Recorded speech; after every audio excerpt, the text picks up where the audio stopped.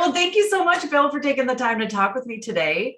I'm a massive fan of SpongeBob, but Patrick has always held a special place in my heart, and I think that's true for a lot of people. So what do you think it is about Patrick that people connect with? Well, I think I can only guess that it's the reason I connect with him is that, to me, he represents the little 7-year-old goofball in all of us. And that's what I love about him. And even though age is not really relevant for the show or the narratives or the situations, to me, that's kind of where I make contact with him. Does that make sense? Yes, it does. So did you think when you first started this role, did you ever think like Patrick would end up with his own show? Well, of course not. I didn't think anything. I expected nothing except to have fun. This has all been the most extraordinary ride and experience in so many different ways. It's just incredible. I can't imagine something better, frankly. I was nervous when I first heard about the Patrick show, because in my mind, Patrick exists and thrives within the context of SpongeBob. But when I got to talk to Vinny and Mark, that's Vinny Waller and Mark Ciccarelli, the guys that created it, it made so much sense and worked within the context of the world of the SpongeBob universe and within the nature of Patrick that I know. And then they expanded it with these other wonderful characters. His sister Squidina and his parents are great, and his grandfather. And then we have these kind of from the world characters, like Squidward is delivering a newspaper. Then there are the other odd, disjointed things that happen that I love so much, like Dr. Planktonstein and the Sponge Monster and all this stuff. It's when you sense that writers are really having fun and connecting to what they're doing and being inspired by it, that's kind of the key to anything that works. And I think that that's definitely in play here with the Patrick show. Absolutely. And it's already been like picked up for a second season, which is crazy. Are you excited about that? I'm really excited. I have so much fun. It's unspeakable how much fun I have. Well, it comes across, it really does. Now, I love, like you were talking about, the added elements of like his family. So way back when you were first creating Patrick, did you ever imagine what his family would be like? And did you ever picture this is what they would be like? No. One of the differences between camera work or stage work and animation is you really typically don't need to do much plumbing on the backstory of characters, because everything is just so immediate. So this was just one delightful discovery after another, and it all made sense, because they really adhered to the nature of Patrick, the character, because they love it. They love the show, and they have great regard for what Steven Hillenburg created.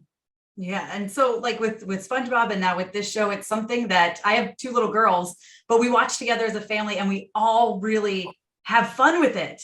And so can you talk about the importance of a show that just both parents and children can watch and enjoy? That's the best, and that's something that I really appreciate so much, because so much children's entertainment is, I believe, done with a certain amount of condescension. Mm-hmm. And it makes it inherently unwatchable if you're an adult. And if the kids are enjoying it, that's fine. But I think part of the magic of what Hillenburg brought was the sense that he was creating the show for him and his kid at the same time. And to be able to have people enjoy a show with their children is so great. And I loved watching it with my daughters because they were 5 and 7 when the show debuted.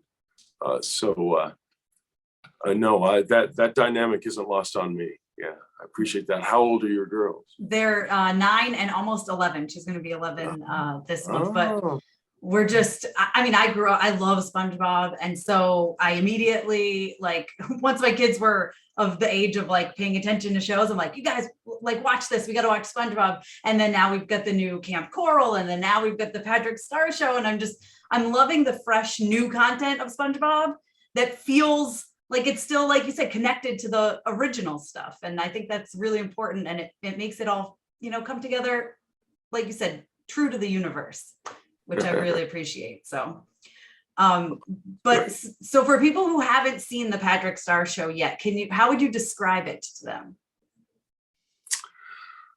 Well, while it is very much with the dynamics or kind of nature of the original show, they do play with narrative style a little bit more. Not every episode, but many episodes feature boom, now you're in a different world watching different characters watch the Patrick show.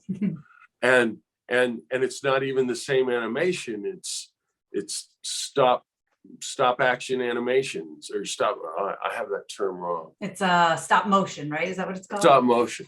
Yeah, I had COVID. I got COVID last week, and my brain is still a little foggy. So forgive me. No, you're fine. So there's that. It's almost in my mind like Monty Python and the Flying Circus, the way they would just jump narratives, all within the context of entertainment. And there's also another world, which is in the future, and there's a Patrick robot in outer space, and it's just so much fun. And that is the frontier of animation, right?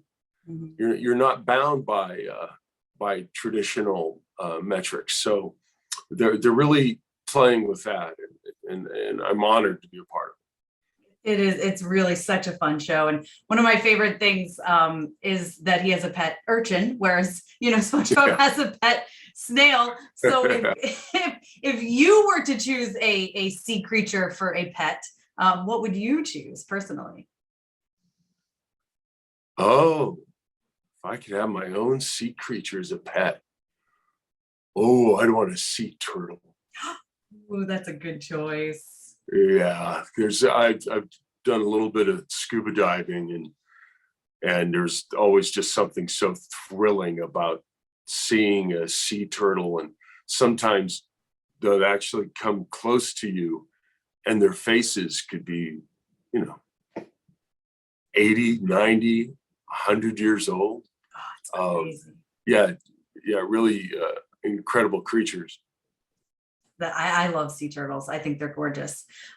So last question. Have you learned anything from Patrick or Patrick's personality over the years of playing him personally? Well, I tell you what, I guess as opposed to learning something from Patrick, I would say he very much is a constant reminder to me of the joys and the values of friendship and imagination, and of keeping the sense of play in our life. That I would say has been one of my great values for Patrick, and it's also doing this incredible character in this incredible world. The way fans connect to the world and to Patrick is so beautiful. It's so magnificent, and I love it so much. And it's really, I never know when it's going to, happen. There's some person might recognize me and just walk up and express themselves in such a lovely way. Oh, I love that. I love that. Well, thank you so much, Bill, for taking the time to talk with me, and congratulations on yet another fantastic show with Patrick. Thank you. Thank you. Thank you. Thank you so much to all my monetary supporters, my members, and my Patreons. Love you guys.